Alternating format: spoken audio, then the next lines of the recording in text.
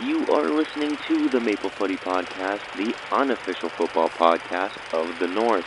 I'm your host, Sam Little. Find me on socials at SamLittle44 and the podcast at Maple Footy Pod. And now there's nothing left to say except for sit back, enjoy, and welcome to the show. Hello, yes, and welcome back to the Maple Footy Podcast. And once again, I've thanked a lot on my socials the last couple days. So if you don't follow there, just want to say thank you for all the support on the Zane Bruno interview. It is officially our most streamed episode across all platforms, which is pretty cool given that as of recording this, it was only released 2 days ago. So that's pretty sick. So thank you. If you did listen, if you haven't, I would highly recommend it. You could definitely go check it out. I think it's a great little chat between the two of us. A lot of fun. And if you have, why not give it another listen? You know what I mean? But seriously, thank you so much if you have set aside that time to listen. I know there's like a billion podcasts out there now. Everybody and their mom has a podcast. So thank you for choosing an episode of mine to listen to. If you do like the interviews, I would highly suggest checking out all the other interviews I've done. I like to think that they're pretty good. I've enjoyed doing them. So yeah, seriously, thank you so much if you have. So yeah, as of recording this, last night was the Canadian Championship Final and also the U.S. Open Cup Final. Now, I'm only mentioning the U.S. Open Cup because Jacob Schaffelberg won the U.S. Open Cup yesterday, bringing Nashville their first piece of silverware in the club's 5-year history, I think. Yeah, I think they've been around for 5 years. So that's pretty cool. Schaffelberg grabbed an assist in the game as well, which is nice. I know I've been a pretty harsh critic of Jacob Schaffelberg recently. I don't doubt the player. I just doubt the consistency and form that we have seen post-Copa. That is where I stand on that. But yes, big congratulations to Jacob Schaffelberg. We love seeing our Canadian boys win some trophies. Speaking of Canadian boys winning trophies, as I mentioned, Canadian Championship happened last night, which meant a good few Canadians were going to hoist a trophy come the end of the night. So it was, of course, Vancouver FC against the Vancouver Whitecaps. Whitecaps were going into this one as, the heavy favorites. I don't think it's a hot take to say they are the best team in Canada at the moment. They are one of the best teams in MLS and one of the best teams in CONCACAF straight up. They were going up against Vancouver FC, who currently sit bottom of the CPL, so you could have billed it as the first ever Vancouver derby, best versus worst. Of course, that is a little bit harsh. I do think Vancouver FC are actually not the worst team in the CPL, despite what the table says. I know the table is the only thing that matters. But, yeah, as much as I was really rooting for Vancouver FC in this one. One, because no CPL team has ever won it. And two, I think it would have been just such a cool story for Vancouver FC to have pulled off the ultimate Cinderella underdog run, whatever you want to label it as. I know we romanticize when a team kind of loses in the final, and we romanticize the run and the journey that got them there, but let's look at the teams that Vancouver FC faced. They faced off against Pacific, okay, a rival, for sure. And then they move on to Calvary, like the defending champs in the CPL. And they beat them on penalties. Callum Irving, in my opinion, the best goalkeeper in the CPL. I know, maybe that's a hot take. I don't know. But he came up big for them in the penalty shootout.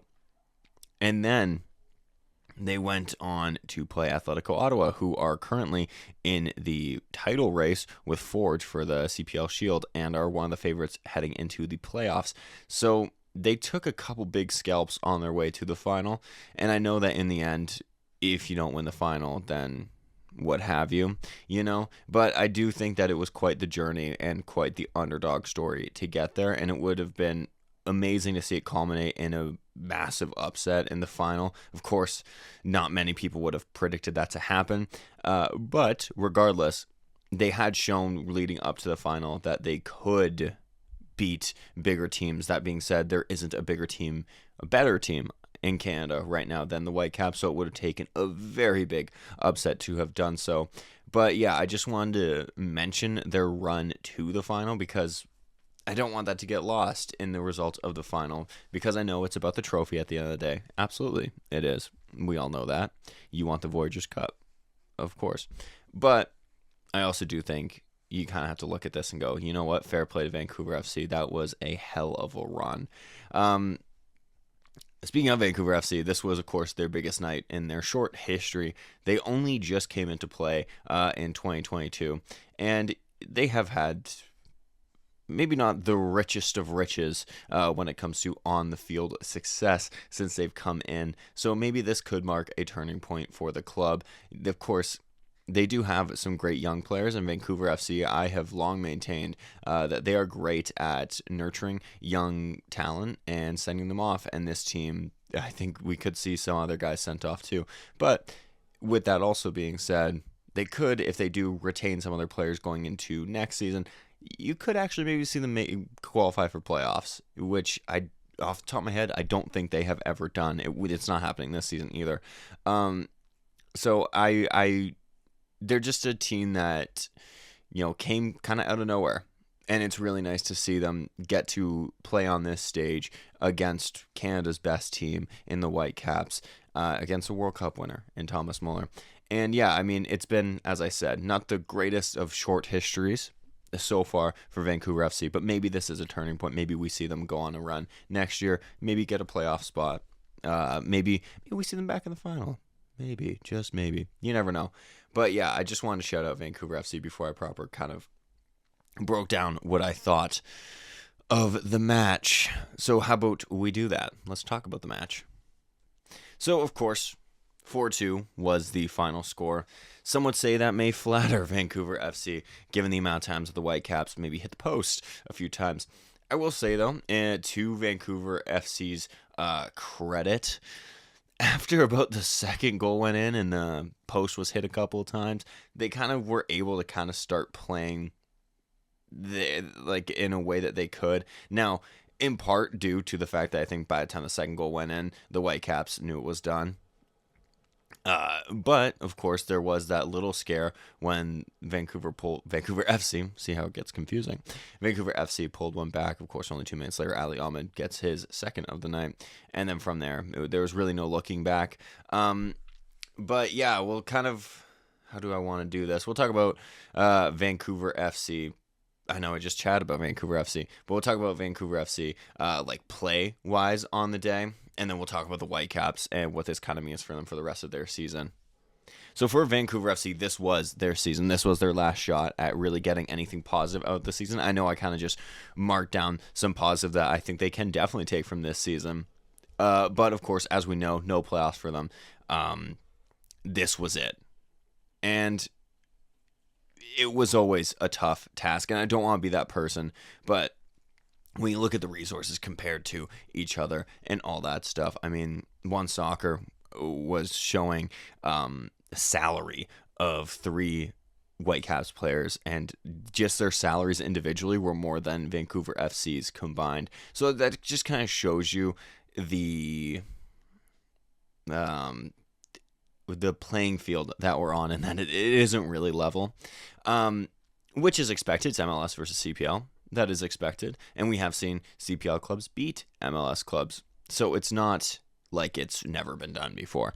But yes, Vancouver FC, it was always going to be a tough task, and with this being said, I don't know as a manager, and I know it's his job, I just don't know as a manager what you can really do to set up to try and beat this Whitecaps team. This Whitecaps team was hungry. They know that they need something out of this season to kind of add legitimacy to this great season that they've had. You know, they really, really embarrassed themselves in the CONCACAF Champions Cup final. MLS playoffs are still around the corner, so TBD how they do their supporter shield race. I believe they're still in the hunt. Off the top of my head, I don't have the table up. I probably should, actually. But regardless, this was like 99%. Like, this was our trophy to lose from the get-go. Do you know what I mean, for the Whitecaps? So as the Vancouver FC manager, how do you stop an already quality team that is hungry when you yourself are a struggling team? Yeah, I don't know what you say or do or set up or anything to get something out of this game. I will at least say I'm glad that he didn't park the bus for the entire game. I hate that. Like, you're in a final, at least go out and try to win it, even if you know you can't. It's a final. If you lose 4-2 or 1-0, you still lost. You didn't win the trophy, you know? But they at least didn't park the bus. Now, at times they couldn't get out of their own half, but that wasn't because they were parking the bus. That was because they, A, couldn't get on the ball, B, couldn't handle the press of the Whitecaps, or C, they kind of just, due to the press of the Whitecaps, kind of end up usually losing the ball to a Whitecap. So, yes, where they probably did spend a lot of time in their own half, I wouldn't say it was them parking the bus per se. I would say it was more so suffocation from the Whitecaps that made it super difficult. But the times where you did see Vancouver FC get to actually play ball, they played it pretty well. I mean, look at their goal. You know, in the first goal, it's a greatly worked goal. Like, Mosqueda to Ba. I keep saying Ba. Sorry, I'm reading the name, and it's Bah, and for whatever reason, I want to say Ba instead of Bai. Regardless, great ball from Mosqueda to Bai. Cuts through the defense. Bai doesn't even take a touch of the ball. If you notice, he lets the ball run and side foots it into the back of the net. It was a great goal. So there was few and far between, but there was moments where you did get to see Vancouver FC get to play a little bit of a ball per se. Of course, it wasn't enough on the day, but still, you saw glimpses, is my point.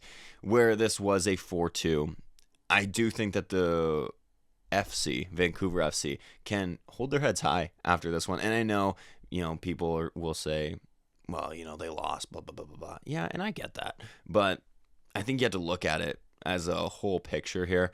I do think that they can hold their heads high after this game. And it's a tough one to take, obviously. But, yeah, I think that they can hold their heads high.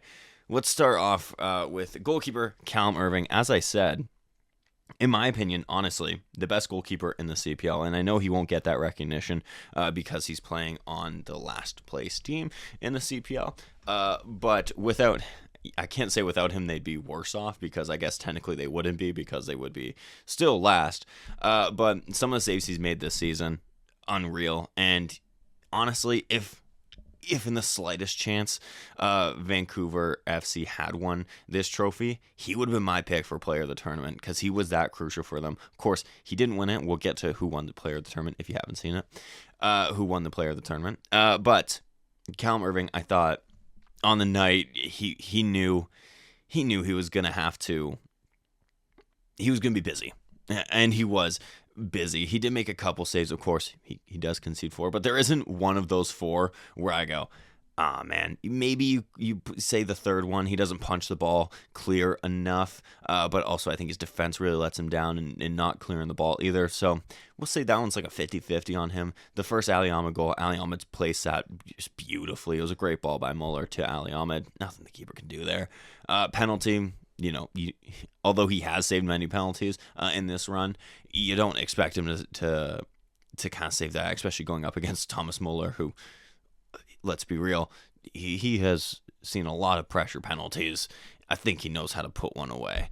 And then the fourth goal, as we discussed the third goal, the fourth goal kind of just, game was dusted anyways, but still not really much he could have done there. Ryan Gauld came back onto the pitch and within 2 minutes was celebrating a goal on his return. But yeah, Callum Irving, I think, could have been a shout for player of the tournament. And definitely, I don't think it was a disaster class by him, because you look at the score and go, oh, geez, goalkeeper conceded 4. I don't think you go, oh man, all 4 of those were on him. Don't worry, guys. He's not Robert Sanchez. The center backs, Campagna and O'Connor, sorry. I thought we're good. O'Connor, on the night, this was going to be the toughest task that either of these center backs have ever faced. And once again, despite conceding 4, I don't really think that they were super at fault for most of those. I think it was really the flanks that were letting the FC, Vancouver FC, down.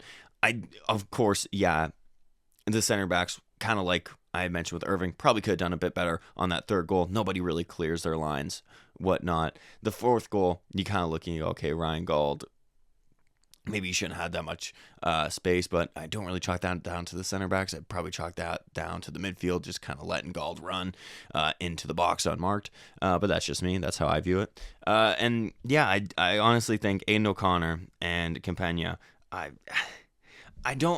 find it hard to be like, yeah, they were really bad. O'Connor, there was a moment when Vancouver was 3-1 down and he was still fighting for every ball, made a last-ditch tackle on, was it Sabi?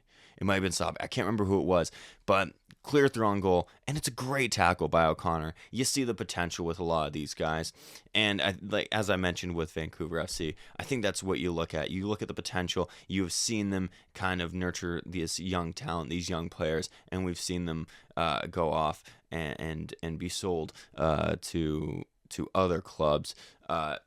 Just look over the window. James Cameron was one of them who's now with Colorado too right now, and Vancouver made a lot of money off of him as well. So you kind of see it with them. You see the potential. O'Connor and Campagna, I think, were pretty decent on the night given the opposition that they were marking.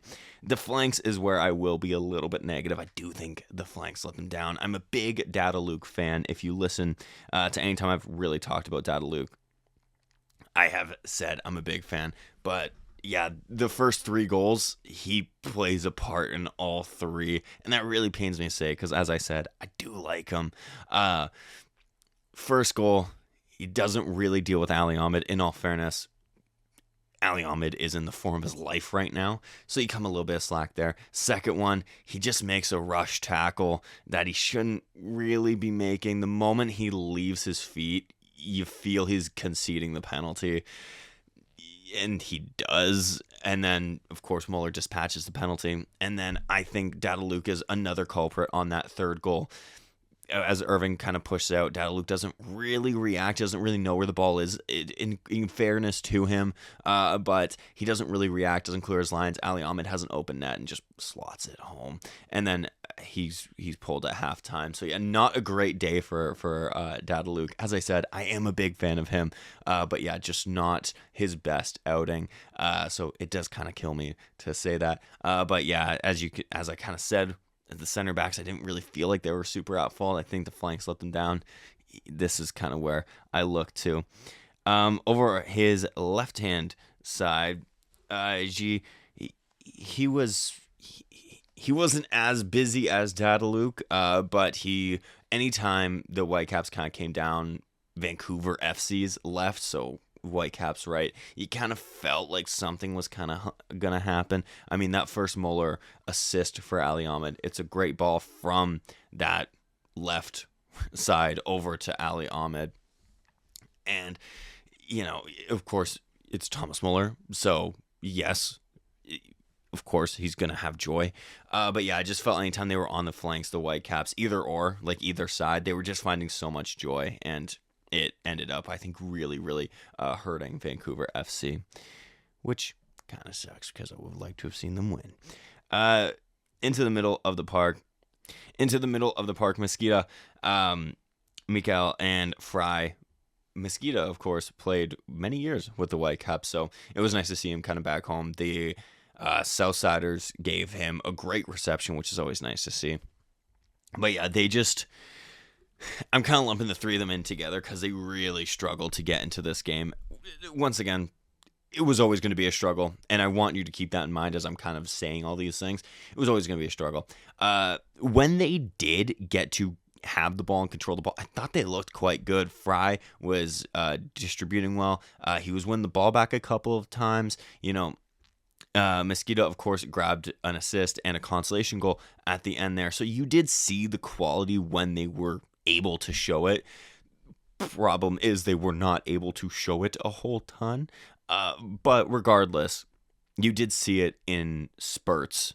But yeah, they just felt really overrun by that Whitecaps press. They really struggled to deal with it.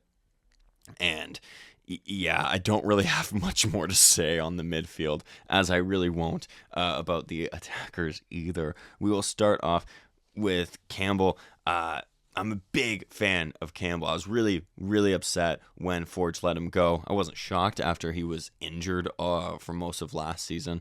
But I was still upset to see him go nonetheless. I'm a big fan of his. I think he is a very, very good player.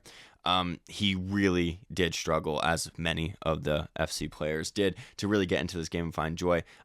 One Soccer was really trashing him on the tracking back. I thought he was tracking back pretty well for the most part. Yeah, there was a couple times where he let his man go, but they highlighted like 2 occasions, and I felt that was pretty harsh. I thought he was tracking back a good amount. Him and Dada Luke were, trying to contain Ali Ahmed, one of the best wingers in Canada at the moment. But regardless, that might just be my bias shining through.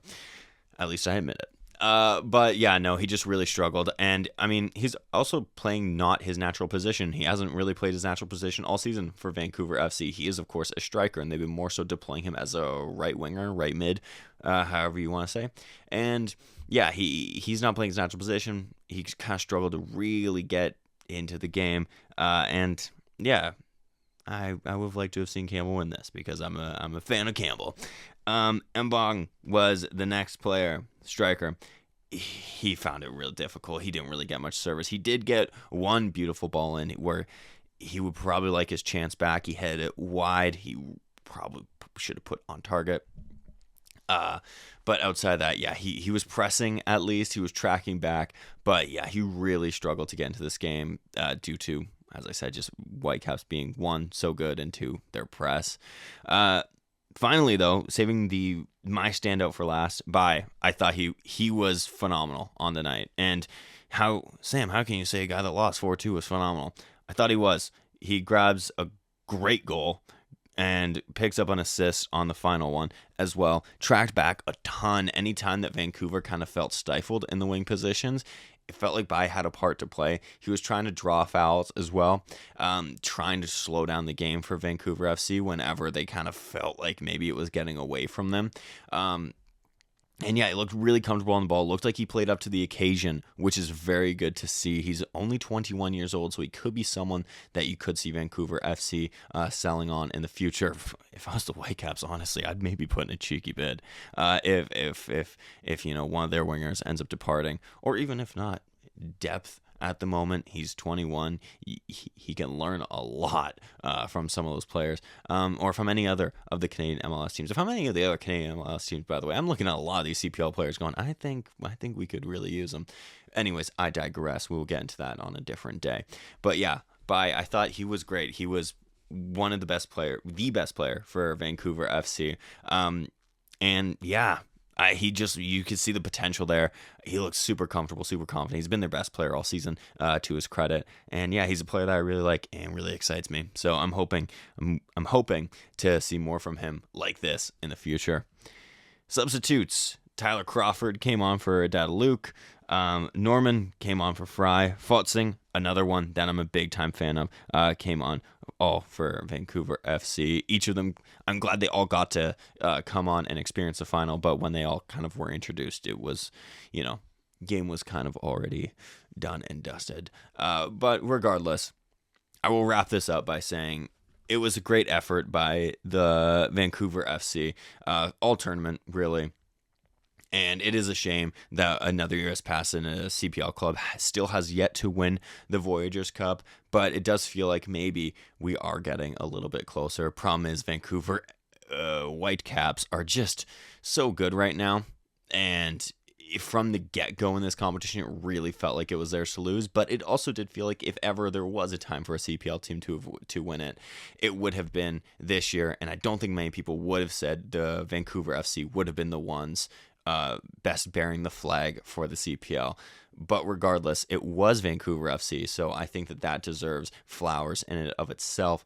And yeah, I'm not trying to, as I said earlier, not trying to romanticize the losing side, but I do think you have to look at everything in context, in its whole, and I think you have to go, you know what? Yes, they didn't get the job done, but man, that was a hell of a run and a hell of an effort from Vancouver FC.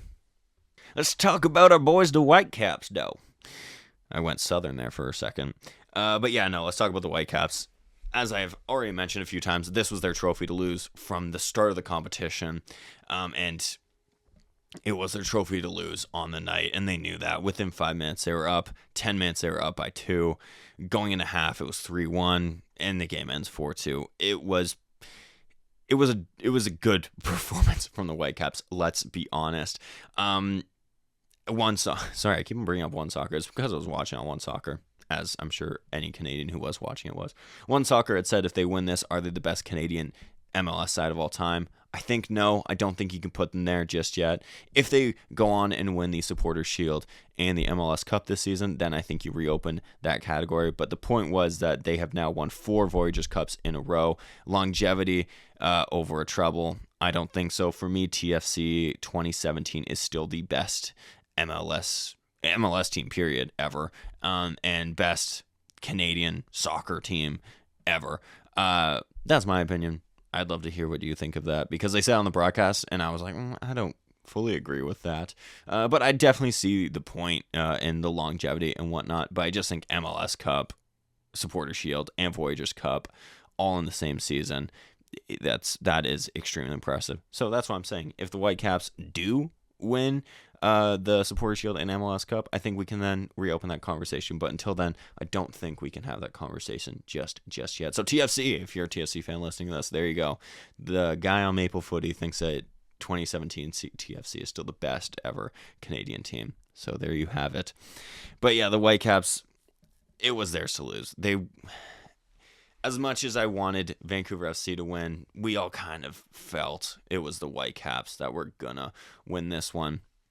They looked good right from the off. Boehmer, apart from the 2 goals, really didn't have much to do. And, I mean, that first goal, he wasn't saving. Even the second goal, I don't really think he's saving either. Nothing he really could have done outside of that. I can't really recall a save he really had to make. A lot quieter of a final for him this year than it was last year. Last year, he was the penalty shootout final specialist. There we go. Where he saved a couple for TFC and ended up hoisting the trophy. He won player of the tournament last year. So I don't really have a whole ton to say on him. Tate Johnson at the left back, player who has really enjoyed a breakout season, which is very good to see. He's taken advantage of the Sam Adekubi injuries. Oh, Adekubi. Sorry, I just really like Adekubi. But credit to Tate Johnson. He's really filled in and made that position, I feel like his. I don't think when Sam Adekubi comes back, it's going to be, all right, well, our number 1's healthy, so Tate, you got to sit down. I think that there's going to be heavy competition. That is, if Tate Johnson is still there. You never know. But yeah, he looked very good. He was bombing up the wings literally all night. He doesn't, I don't think he tires. He didn't look it on the day. He did not look like he would get tired. Over on the right, Ocampo as well. He enjoyed a lot of fun down that right flank as well. Kind of same as Tate Johnson. Didn't really look like he was getting tired. They did pull Ocampo off at a certain point in the 85th-ish.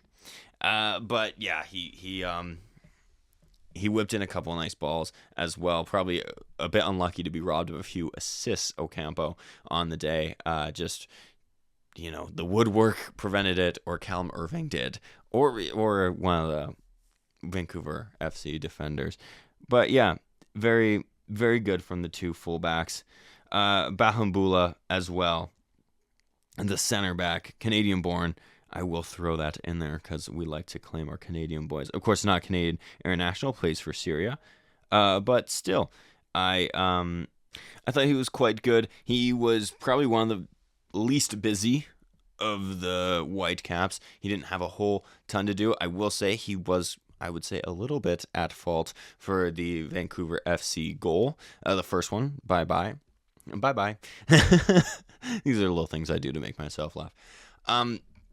He just didn't track him, I think, super well. Gave him too much space. I think I don't know if he wasn't expecting it or what, but yeah, outside of that, though, it was a pretty pedestrian evening for him and his partner on the day, Laborda. I don't have a whole ton to say for the two Vancouver Whitecap center backs. Sorry. Berhalter, though. Berhalter. I thought he had a good game. I mean, he's had a great season, as is just showing how crucial he is every time he plays for the Whitecaps. I know he's not one of their DPs, but he plays at a level that you would expect a DP to. He controlled the tempo of the Whitecaps game, really. He led the press. Anytime that the Whitecaps kind of slowed down, he was slowing down. When he would pick it up, they were kind of influenced by Berhalter, as they kind of have been all season. Defensively, he was making it very hard. As I talked about suffocation for Vancouver FC, he was one of the guys suffocating for the Whitecaps. He wasn't giving the midfield any space at all, the attackers any room to breathe on Vancouver FC. The defenders were picking him out, the defenders on Vancouver FC a couple times were finding Berhalter and Kubas in the middle of the park. So he was quite good. And speaking of Kubas as well, I mean, basically what you say for Berhalter, I feel like you could say for Kubas on the night. I feel like he doesn't get as much recognition as Berhalter does. But yeah, he also was he was quite good on the day as well. Made it very hard for Vancouver FC to really find much of any joy, especially in the middle of that park. Much like Berhalter, really helped in the press, really helped defensively going forward, and all the fun stuff. Yeah, they were really pulling the strings is really what it comes down to, which is what you want from your two central midfielders. Moving to the kind of front four that they had going on, I think Sabi was causing trouble on the day. He looked very tricky. Anytime he was on the ball, I know he leaves the field without a goal and an assist, and I know that's all that matters. That was sarcasm. He leaves the field without a goal and an assist. But anytime he was on the ball, it really felt like he could make something happen. Him and Müller were linking up very well together. I think I could link up very well with Thomas Müller because he is that good of a player. But genuinely, Sabi and Ali Ahmed, you wouldn't know that Thomas Müller has been playing for the Whitecaps for just about a month because it feels like he has that chemistry with these guys. And they were all just linking up really well together. But yeah, Sabi was causing a lot of issues down the right-hand side for the Whitecaps. Speaking of Müller, yeah, Thomas Müller leaves the field with a goal, an assist, and his first trophy as a Whitecap, and he has now become officially the most decorated German in soccer. So that's a cool little stat for you that I'm sure you probably already saw. But what can you say? It's Thomas Müller. Yeah, he was quality. Of course he was. He was finding a ton of joy on the ball. There was a couple times, to Vancouver FC's credit, where they did shut him down a few times. But the problem is you can't let a player of Thomas Müller's quality let him go for even a second. And those couple times where they would let him go, you would see the quality of Thomas Müller. I mean, it was more a couple times, but you get my gist. He leaves the field with a goal and an assist. The penalty, there was really never a doubt. The assist I thought was actually more impressive than his penalty.